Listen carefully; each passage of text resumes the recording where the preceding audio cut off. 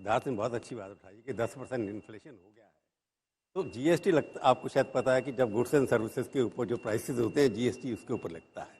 तो जीएसटी की ग्रोथ के अंदर सिद्धार्थ ज़्यादा, क्योंकि प्रैक्टिकल करते होंगे कि पिछले एक साल के अंदर 10% अगर प्राइसेस बढ़े हैं तो जीएसटी तो ऑटोमेटिक बढ़ेगा उसी हिसाब से। बिल्कुल बढ़ा है, बिल्कुल बढ़ा है। तो ये कहना कि जीएसटी बढ़ गया कि प्रोडक्शन बढ़ गई है, ये भी एक मिथ क्रिएट करनी चाहिए कि आपको कहीं भी प्रोडक्शन गुड्स एंड सर्विसेज की क्वांटिटी नहीं बढ़ी है। एस्केप रूट मिल जाएगा सैयद जफर इस्लाम को। और दूसरा जीडीपी, सांसद बहुत खुश हो जाएंगे कि देखिए जीडीपी। दूसरी बात है कि और पूछ लिया जीडीपी जो आप बार बार एस्टिमेट करते जा रहे हैं, इसने भी सवाल उठाया कि पेट्रोल प्राइसेस आपने अज्यूम किए, जीडीपी जो ग्रोथ कर रहे हैं आप कांस्टेंट प्राइसेस पे कर रहे हैं, किस प्राइसेस पे कर रहे हैं कि जीडीपी अल्टीमेटली क्या टोटल है value of services, goods and services का। तो ये चीजें क्लैरिफाई हो रही है कि बार बार जीएसटी का हल्ला मचाना कि हमारे बढ़ गए हैं और इन्फ्लेशन इतनी बढ़ती चली आ रही है कि स्कूटर 50,000 का था 75,000 का हो गया, जो गाड़ी 25 लाख की आती थी 30 लाख की हो गई। हर चीज जितनी भी है उनके ऊपर प्राइसेस बढ़ने के बाद जीएसटी ऑटोमेटिकली बढ़ेगा। ये बात उन लोगों को खटकेगी जिन्होंने अपनी आमदनी घटती हुई देखी है कोरोना की इस मार में।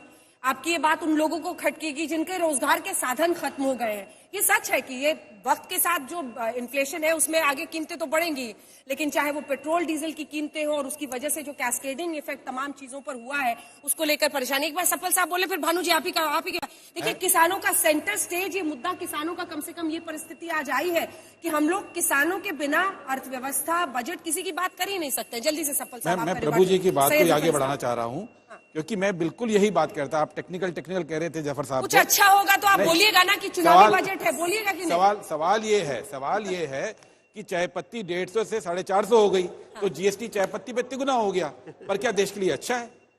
सरसों का तेल 100 से 200 हो गया तो उस पर जीएसटी दुगना हो गया, पर क्या देश के लिए अच्छा है? और कमाई कर कहां से रही है सरकार? सरकार लगान से कमाई कर रही है कि आपने पेट्रोल डीजल पे टैक्स से 4.25 लाख करोड़ कमा लिया, 4.25 लाख करोड़, और वो 4.25 लाख करोड़ से आप डेफिसिट को पूरा करते हैं। और तीसरी, आप संपत्ति बेच रहे हैं, तो तीन ही जगह से आप कमाई करें। प्रोडक्टिविटी से कमाई कहां बढ़ रही है देश के अंदर, ये बजट को बताना पड़ेगा, ये जफर साहब को बताना पड़ेगा। सवाल ये नहीं है कि चुनावी बजट है या नहीं है, चुनावी छोड़ दीजिए, चुनावी तो अब सरकार के पास इतना स्पेस ही नहीं बचा है। सरकार की जो हालत है ये, और ये मानना चाहिए कि 8वां साल है और पिछले 25 साल में 15 साल से बीजेपी है। अब उनके पास कोई एस्केप रूट नहीं है। 15 साल बीजेपी ने राज किया, 25 में से आज की तारीख में बीजेपी को जो लोगों तक पहुंचाना है। अब भानु साहब कहेंगे दुगनी आय, अब दुगनी आय तो नहीं, सबसे ज्यादा परफॉर्म किसने किया? सबसे ज्यादा परफॉर्म कोविड में किया एग्रीकल्चर ने। आप ये भी नहीं कह सकते कि कोविड में एग्रीकल्चर नीचे गया हो, एग्रीकल्चर बेस्ट परफॉर्मिंग सेक्टर रहा, लेकिन आय दुगनी तो नहीं हुई। तो जो वायदे 8 साल में किए गए, अब उनका भी ऑडिट करने का वक्त आ गया है, और वो वायदे हर एक सेक्टर के लिए पूरे नहीं हुए। ठीक है, सैयद जफर इस्लाम साहब सबकी बातों का जवाब देंगे। दिखा दीजिए भानु जी को जल्दी से। भानु जी, ऐसा है मैडम कि आय दोगुनी, 5 ट्रिलियन इकोनॉमी, एक मिनट, दुगनी तो तब होगी 2021 का बजट था 30 लाख करोड़ जी, और उसमें मिला 1.5 लाख करोड़ किसानों को। 2021-22 का था 34.5 लाख करोड़, हाँ। उसमें मिला किसानों को 4.25%।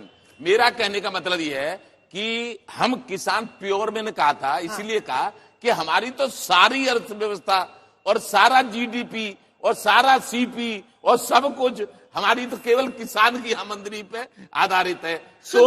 और किसान देता है 53% को, एग्रीकल्चर सेक्टर 53% को रोजगार देता है। मैडम, मैं आपको सत्य बता रहा हूं, यदि किसान की हालत सुधर जाए तो मजदूर की सुधर जाएगी, रिक्शे वाले की सुधर जाएगी, पॉलिस वाले की सुधर जाएगी। यदि किसान पर पैसा होगा तो अब किसान ही कर्जदार है।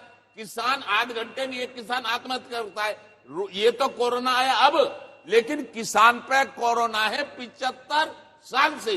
13 में हम गए थे मनमोहन सिंह के पास, उन्होंने बात नहीं मानी, तो हमने कहा किसान कांग्रेस भगाओ, देश बचाओ, भाजपा लाओ। अब भाजपा ले आए, अब भाजपा वालों से, और 19 में भी हम 70% हैं। हम 40 साल से हमने और कोई काम नहीं किया, न किसी राजनीतिक पार्टी त्याग दी सब, लेकिन किसान की बात अब कोई सुनेगा ही नहीं। ठीक है सर, इस पर जवाब तो लेंगे। मरेगा किसान तो।